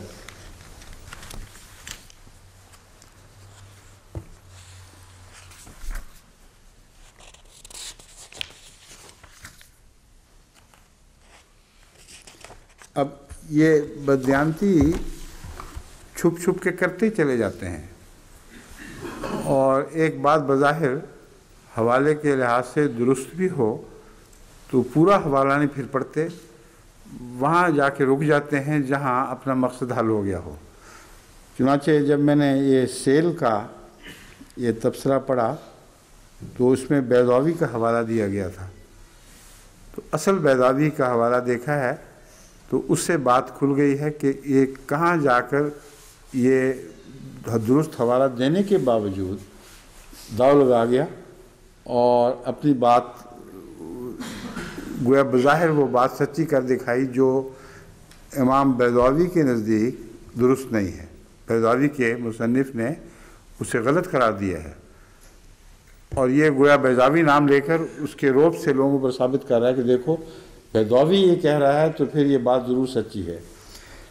وہ اس بات کو رسول اللہ صلی اللہ علیہ وآلہ وسلم کی طرف منسوب کر رہا ہے کہ دراصل رسول اللہ صلی اللہ علیہ وآلہ وسلم نے پسند نہیں کیا تھا کہ یہ لوگ شامل ہوں، اور اس وجہ سے ان کو پیچھے چھوڑا گیا ہے، اور جن کو یہ مسلمان منافق کہہ رہے ہیں وہ بیچارے تو یہ شکوہ کر رہے تھے کہ ہمیں تو چھوڑ دیا گیا، اور اگر ہمیں نہ چھوڑا جاتا تو ہم بھی شامل ہو جاتے اس میں۔ حالانکہ اس میں ایک اندرونی استدلال کا نقص یہ ہے کہ کسی جہاد کے متعلق قطعیت سے علم ہی نہیں تھا کہ کامیابی ہوگی یا مصیبت پڑے گی۔ اس الزام میں کم سے کم رسول اللہ صلی اللہ علیہ وسلم کی خدا کی طرف سے خبر پانے کا اقرار تو کر لیا گیا نا، کہ گویا رسول اللہ صلی اللہ علیہ وسلم کو علم تھا کہ کس جہاد کے موقع پر مال غنیمت ہاتھ آئے گا، تو جن جن سے دشمنی تھی آپ کو ان کو آپ نے پیچھے چھوڑ دیا کہ تم رہو آرام سے بیٹھے رہو۔ یہ نتیجہ نکالنے کی کوشش کی جا رہی ہے، اور حوالہ بیضاوی کا ہے۔ اب اس کے اپنے الفاظ میں آپ کو سنا دیتا ہوں پڑھ کے، as one who attendeth not to the public but his own private interest، یہ بات تو ایک طرف ہو گئی، پہلی ہو چکی ہے، اور else these may be the words of the hypocritical Muhammadan himself insinuating that he stayed not behind the rest of the army by his own fault but was left by Muhammad, who chose to let the others share in his good fortune preferably to him۔ یہ بات کا ترجمہ میں کر چکا ہوں۔ وہ کہتا ہے جن منافقوں کی طرف یہ بات منسوب کی جا رہی ہے مراد یہی ہے، وہ یہ کہتے تھے کہ محمد نے ہم سے رسول اللہ صلی اللہ علیہ وسلم نے ہم سے زیادتی کی ہے کہ جہاں ہم فائدہ پہنچنا تھا وہاں ہمیں پیچھے چھوڑ دیا۔ کہتا ہے بیضاوی نے یہ بات لکھی ہے، اور بیضاوی کیا لکھتا ہے؟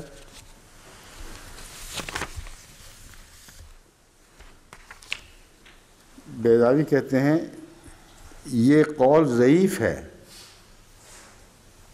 یہ جو قول کسی کی طرف بیان کیا یہ بالکل کمزور ہے، کیونکہ جملے کے ایک حصے کے درمیان میں کوئی ایسا فقرہ نہیں آ سکتا جس کا اس سے کوئی لفظی یا معنوی تعلق نہ بنتا ہو۔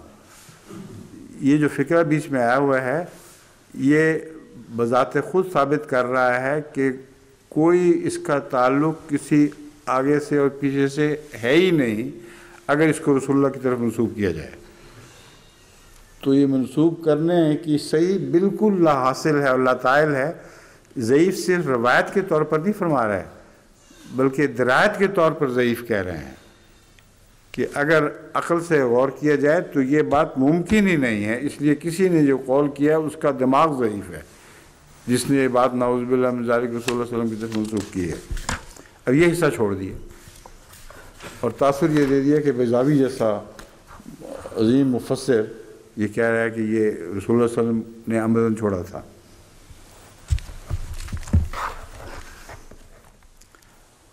کر لیں گے آج انشاءاللہ 75ویں آیت پوری، اور اگر جلدی ختم ہو گیا تو پھر باقی نہیں لے کے آئے ساتھ، لائیں گے؟ اچھا چلیں۔ فَلْيُقَاتِلْ فِي سَبِيلِ اللَّهِ الَّذِينَ يَشْرُونَ الْحَيَاةَ الدُّنْيَا بِالْآخِرَةِ وَمَنْ يُقَاتِلْ فِي سَبِيلِ اللَّهِ فَيُقْتَلْ أَوْ يَغْلِبْ فَسَوْفَ نُؤْتِيهِ أَجْرًا عَظِيمًا۔ بس جو لوگ ورلی زندگی کو چھوڑ کر آخرت کو اختیار کرتے ہیں انہیں اللہ کی راہ میں جنگ کرنی چاہیے۔ یہ جو انہیں جنگ کرنی چاہیے یہ پہلے ہے، اور اردو کی روانی کی خاطر اسے بعد میں رکھ دیا گیا ہے، کیونکہ یہ لفظی ترجمہ نہیں ہے، یہ بین ہی مضمون کے مطابق الفاظ کی رعایت کو پیش نظر رکھ کر ترجمہ کیا گیا ہے، نہ کہ ترتیب کے لحاظ سے لفظی۔ بس جو لوگ ورلی زندگی کو چھوڑ کر آخرت کو اختیار کرتے ہیں، یشرون الحیات الدنیا بالآخرہ، یہ ہے فَلْيُقَاتِلْ فِي سَبِيلِ اللَّهِ فَلْيُقَاتِلْ فِي سَبِيلِ اللَّهِ، بس انہیں چاہیے کہ اللہ کی راہ میں جنگ کریں، اور جو اللہ کی راہ میں جنگ کرے پھر مارا جائے یا غالب آ جائے تو اسے ہم جلد ہی بہت بڑا اجر دیں گے۔ فَسَوْفَ نُؤْتِيهِ أَجْرًا عَظِيمًا کا ترجمہ ایک تو یہ ہے کہ جلد ہی بہت بڑا اجر دیں گے، دوسرا یہ ہے ضرور بہت بڑا اجر دیں گے، اور دونوں صورتوں میں یہ بات درست ہے۔ خدا تعالیٰ ایسے لوگ جو خدا کی راہ میں قتال کرتے ہیں پھر وہ زخمی ہوں یا شہید ہوں، ان کے اجر کو آخرت کے ساتھ وابستہ کر کے تاخیر میں نہیں ڈال دیا کرتا۔ جو جیتتے ہیں ان کا اجر اسی وقت ان کو میسر آ جاتا ہے، جو شہید ہوتے ہیں ان کے متعلق یوم آخرت کا انتظار نہیں ہے، بلکہ ان کو زندہ قرار دے کر ہمیشہ ہمیش کے لیے ان کو اجر کا مستحق قرار دے دیا، بلکہ ان کے رشتہ داروں کو بھی وہ اجر دے دیا، یہ فرما کر کہ یہ زندہ ہیں، اور ایک بہت بڑا ایک اعزاز نصیب ہوا جس کی کوئی اور مثال کسی اور قتال میں مرنے والے کے لیے نہیں ملتی۔ یاد رکھیں کہ دنیا کی کسی کتاب میں بھی شہید کو زندہ نہیں قرار دیا گیا۔ کتنی امتیں پہلے گزر گئی ہیں، کسی نے یہ بات نہیں کی۔ یہ قرآن کی ایسی امتیازی شان ہے جس میں کوئی شریعت قرآن کریم کے ساتھ شریک نہیں ہو سکتی۔ بس اجر عظیمہ ان کو اسی وقت مل جاتا ہے، اور فَسَوْفَ نُؤْتِيهِ اجر عظیمہ، ضرور ہم ان کو بالآخر اجر دیں گے۔ اس سے مرنے کے بعد کا اجر بھی اس وعدے کے اندر شامل ہو گیا۔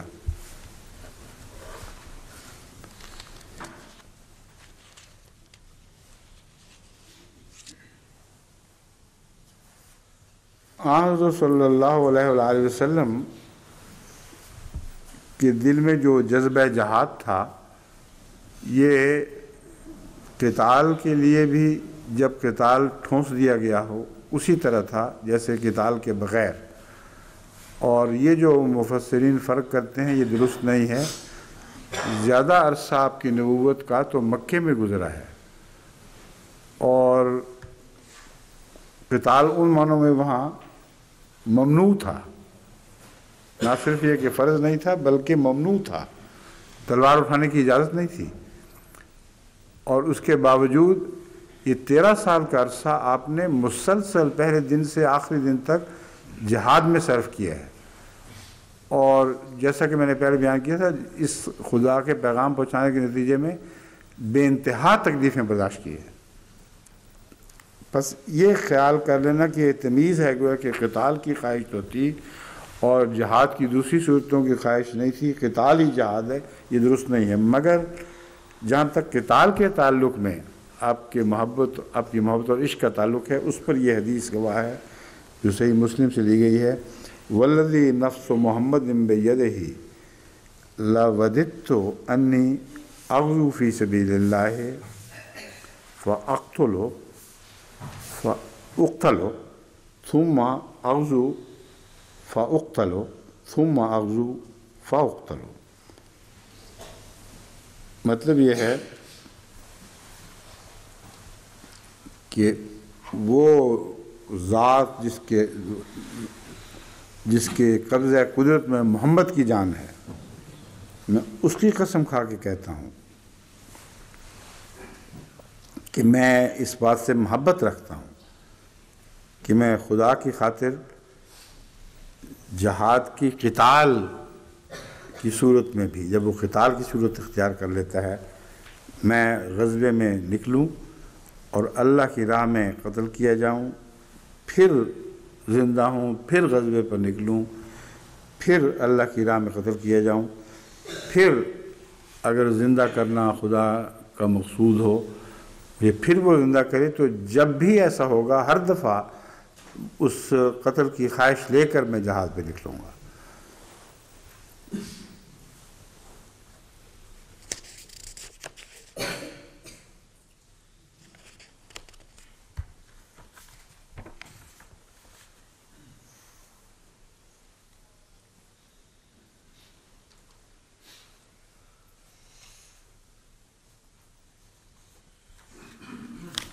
شہید کے 7 فضائل علامہ الفیض کاشانی شیعہ مفسر نے بیان کیے ہیں۔ اس 7 کی بحث کی ضرورت ہی کوئی نہیں۔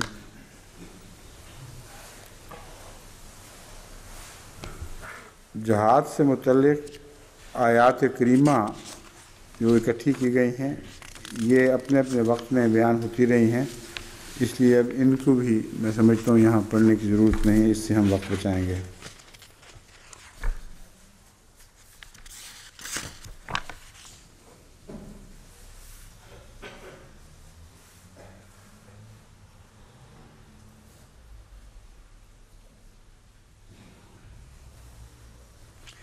صرف ایک آیت ایسی ہے سورہ حج کی جو میں سمجھتا ہوں یہاں پڑھ دینی مناسب ہے اور جہاد کی حقیقت حال پر پوری روشنی ڈال رہی ہے۔ وہ ہے جاہدوا فی اللہ حق جہادہ، اللہ کی راہ میں جہاد کرو جیسا کہ جہاد کا حق ہے۔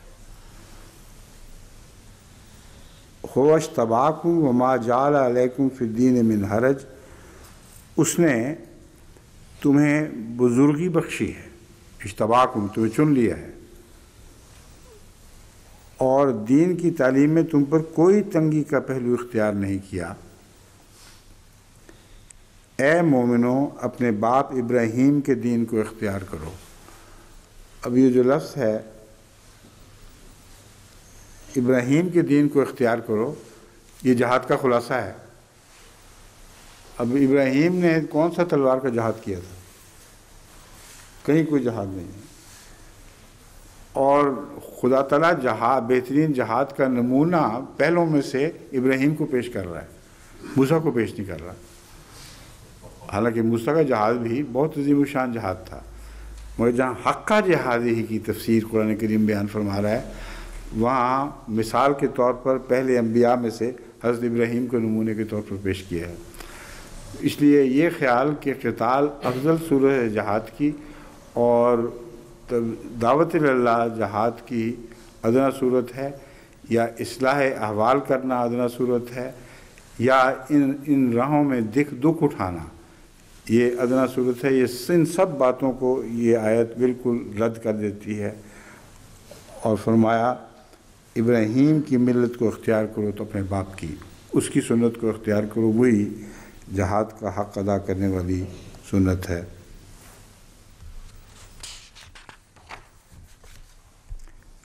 حضرت معاذ رضی اللہ تعالیٰ عنہ بیان کرتے ہیں کہ حضرت صلی اللہ علیہ وسلم نے فرمایا غزوہ اور جہاد میں 2 طرح کے انسان شامل ہوتے ہیں۔ یہ جتنی بحثیں گزر چکی ہیں ان پر یہ اب حدیثیں اس مضمونوں کو، ان مضامین کو جو پہلے بیان ہو چکے ہیں مزید کھول رہی ہیں۔ حضرت معاذ رضی اللہ عنہ بیان کرتے ہیں، یہ ابو داؤد سے دی گئی حدیث، کہ حضرت صلی اللہ علیہ وسلم نے فرمایا غزوہ اور جہاد میں 2 طرح کے انسان شامل ہوتے ہیں۔ ایک وہ شخص جو خدا کی رضا کے لیے جہاد کرتا ہے، امام کی اطاعت کرتا ہے، اپنا عمدہ مال خدا کی راہ میں خرچ کرتا ہے، اپنے ساتھی کے ساتھ نرم سلوک کرتا ہے، اور فتنہ و فساد سے بچا رہتا ہے۔ ایسے شخص کا سونا اور جاگنا بھی ثواب ہی ثواب ہے، یعنی اس کی ساری زندگی جہاد شمار ہوگی۔ جب وہ سوتا ہے تو وہ بھی جہاد ہے، اور جب وہ جاگتا ہے تو وہ بھی جہاد ہے۔ یہ سونا جہاد کیسے ہو گیا؟ دراصل بعض دفعہ سونا ضروری ہوتا ہے تاکہ جاگتے ہوئے لمحات میں انسان بہتر جہاد کر سکے۔ اگر اس نیت سے آرام کرے کہ یہ آرام میرے جہاد کے لیے ضروری ہے، اور اگر میں آرام کروں گا تو بہتر خدمت کا حق ادا کر سکوں گا، تو پھر اس کا سونا لازماً جہاد ہو جاتا ہے۔ دوسرا وہ شخص ہے جو فخر اور نام و نمود کے لیے جہاد میں شامل ہوتا ہے، امام کی نافرمانی کرتا ہے اور زمین میں فتنہ و فساد پھیلاتا ہے۔ ایسا شخص کچھ بھی لے کر نہیں لوٹتا۔ یہ ان منافقین کی باتیں جو پہلے گزر چکی ہیں ان کا بیان ہے، اور یہ سارے مومن کے طور پر شامل تھے اور بیچ میں شامل ہوا کرتے تھے، لیکن ان کا حال بالکل مختلف و جدا ہوتا تھا۔ عن زید بن خالد الجہنی ہے لفظ، جوہنی، تو اس پہ شاید اچھا وہ یہ پہ شاید ڈالی گئی ہے، جوہنی رضی اللہ تعالیٰ عنہ۔ حضرت زید، یہ بخاری کتاب الجہاد باب فضل من جہاز غازین سے روایت لی گئی ہے۔ حضرت زید بن خالد جوہنی رضی اللہ تعالیٰ عنہ بیان کرتے ہیں کہ حضرت صلی اللہ علیہ وآلہ وسلم نے ارشاد فرمایا، جو شخص اللہ تعالیٰ کے راستے میں جہاد کرنے والے کو سامان دیتا ہے تو اس نے بھی جہاد کیا۔ اب آج کل ظاہر ہے جو بھی آپ کتابیں یا مواد مہیا کرتے ہیں، آج کل کیسٹوں کا دور ہے، ویڈیوز کا دور ہے، تو جو بھی آڈیو ویڈیو کیسٹ تیار کرنے میں مدد کرتے ہیں، وہ پھر آگے پیش کرتے ہیں لوگوں کو، یہ سارے بھی براہ راست کسی غیر کو تبلیغ نہ بھی کر رہے ہوں تو اللہ کے نزدیک جہاد میں شامل ہیں۔ اور جو شخص مجاہد فی سبیل اللہ کی عدم موجودگی میں اس کے اہل و عیال کا نیکی کے ساتھ خیال رکھتا ہے تو اس نے بھی جہاد کیا۔ اب یہ بھی بہت ہی اہم حصہ ہے، جو لوگ جہاد پر نکلے ہوں، مثلا ہمارے مبلغین ہیں، بڑے مشکل حالات میں نکلے ہوئے ہیں، ان کے اہل و عیال کا پورا خیال رکھنا، ان کی عزت کا خیال رکھنا، ان کے بچوں کی تربیت کا خیال رکھنا، جو بھی یہ کام کرے گا وہ جہاد میں شامل ہو جائے گا۔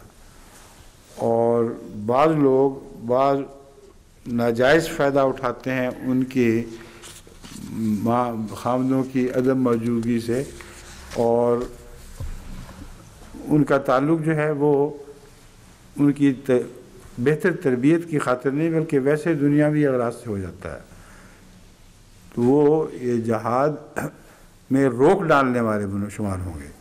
من لا یبطئن کے اندر وہ داخل ہوں گے، وہ ہرگز جہاد کرنے والوں میں شمار نہیں ہو سکتے۔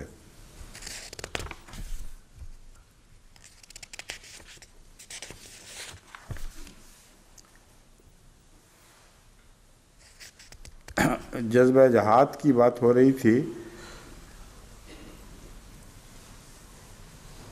حضرت ابو ہریرہ رضی اللہ تعالیٰ عنہ بیان کرتے ہیں کہ رسول اللہ صلی اللہ علیہ وسلم نے فرمایا کہ اللہ تعالیٰ اس کی جو محض اس کی راہ میں جہاد کی غرض سے نکلے، یہ فرماتے ہوئے ضمانت دیتا ہے کہ اسے محض میری راہ میں جہاد کرنے نے، مجھ پر ایمان لانے نے اور میرے رسولوں کی تصدیق نے گھر سے نکالا ہے۔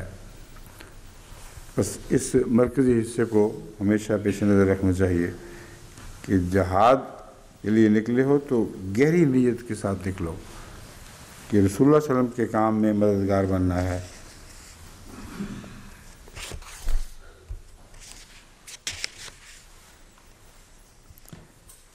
پھر آپ فرماتے ہیں یہ جو مواد ہے اس کے سلسلے میں پہلے چونکہ اس پہ نظر نہیں ڈال سکا، یہ بتانا آپ کو ضروری تھا کہ یہ وہ مواد ہے جو خطبات کے موضوع کے طور پر ہے، تفسیر کے تعلق میں نہیں ہے۔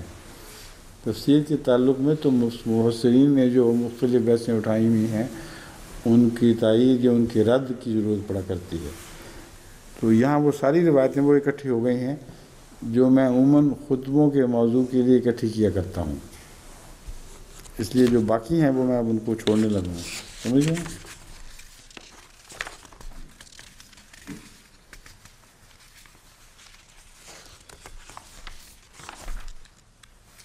یہ سارا وہی مضمون ہے۔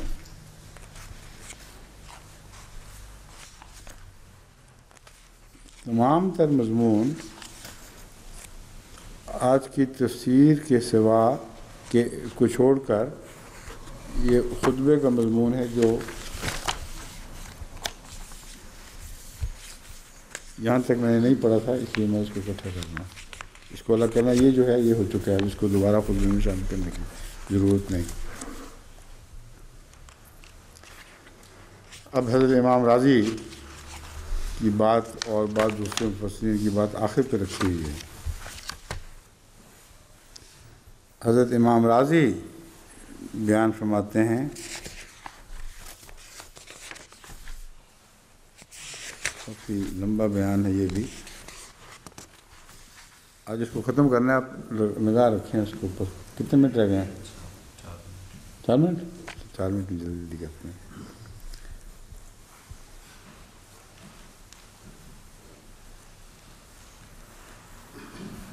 حضرت امام راضی نے تو وہی مرکزی بات جو بیان بھی ہو چکی ہے وہ یہ بیان فرمائی ہے کہ پہلی آیات میں جو جہاد سے رکنے والے اور روکنے والوں کی مذمت تھی، اور اب جو شوق سے آگے بڑھنے والے ہیں ان کی تعریف میں یا ان کی ان کو جو فضیلت ہے اس کے بیان میں یہ آیت آئی ہے۔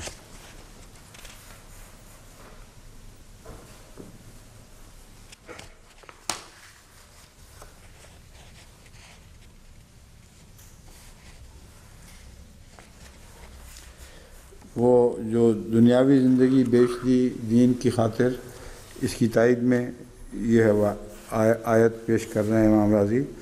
وہ تائید میں نہ بھی کریں تو بالکل واضح مضمون ہے، مگر یہ آیت کھول رہی ہے بیعت کے تقاضے کے بیان میں۔ اللہ تعالیٰ فرماتا ہے وہ بھی ایک جہاد کا عہد ہے دراصل، ان اللہ اشتری من المؤمنین انفسهم واموالهم بان لهم الجنہ فاستبشروا ببائعکم الذی بایعتم بہ۔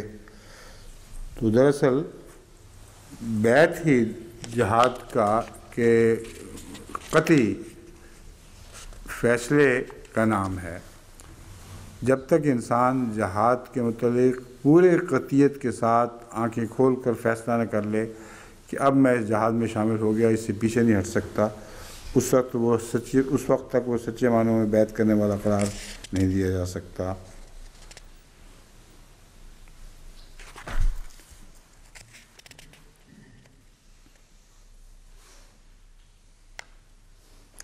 باقی ساری مزید اسی کی تشریح میں باتیں ہیں جو عموماً بیان ہو چکی ہیں۔ جو حدیثیں میں نے پڑھی تھیں ان میں جو باتیں تھیں وہی حضرت امام راضی کھول کر بیان کر رہے ہیں۔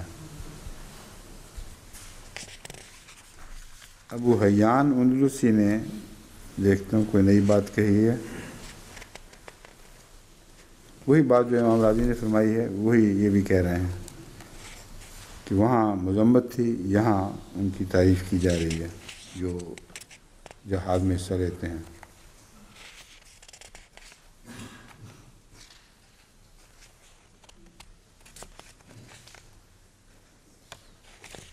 پھر یہ کہ امام ابو الفداء ابن کثیر نے اس بات کو اٹھایا ہے کہ ہر صورت میں جہاد فائدہ ہی فائدہ ہے، قتل ہو جائے تب بھی اور غالب آ جائے تب بھی۔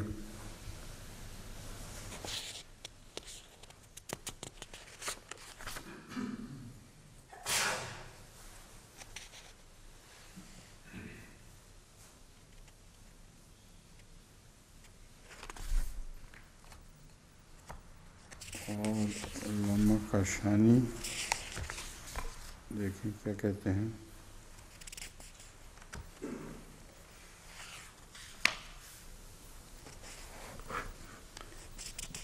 وہ جو 7 والی روایت ہے اس کی تفسیر ہے، کچھ خاص معنی نہیں رکھتی۔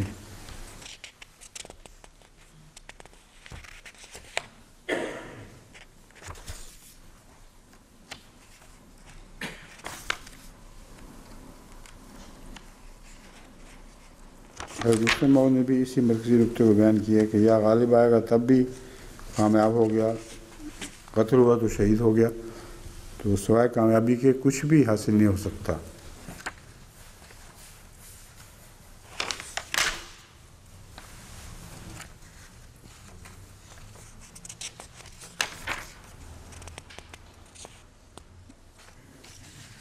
بھی کوئی ایسی نئی بات نہیں ہے۔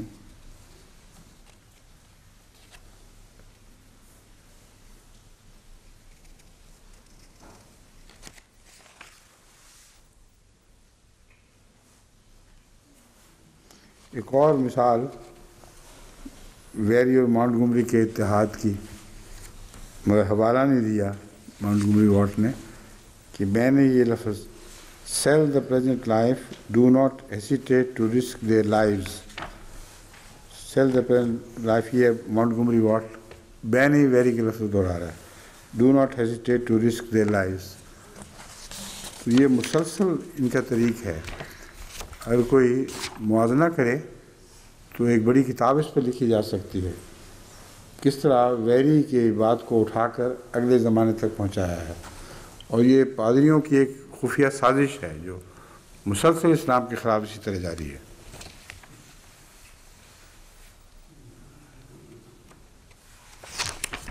بس ہو گیا وقت ضروری، اب 5 ہوئی ہیں آج،